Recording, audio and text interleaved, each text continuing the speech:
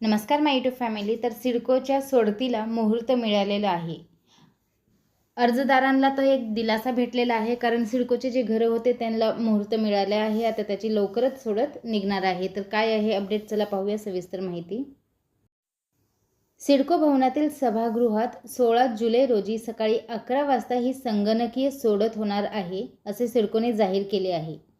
सोडतीनंतर त्याच दिवशी सायंकाळी 6 वाजता सोडतीत यशस्वी झालेल्या लाभार्थ्यांची यादी जाहीर केली जाणार आहे.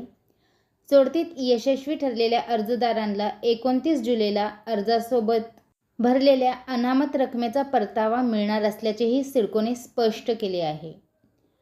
प्रजासत्ताक दिनाच्या मुहूर्तावर तळोजा आणि द्रोणागिरी नोडमधील 3322 घरांची योजना जाहीर केली होती.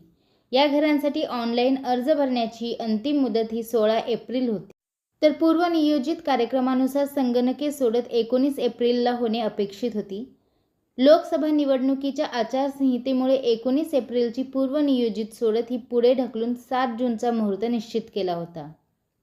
त्यानंतर 5 जुलैपर्यंत विधान परिषद निवडणुकीची आचारसंहिता लागू झाली.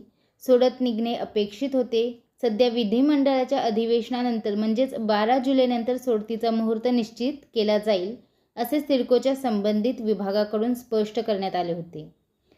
या घरांच्या सोडतीसाठी तारीख निश्चित केल्याने आता मात्र अर्जदारांना खूप मोठा दिलासा मिळालेला आहे.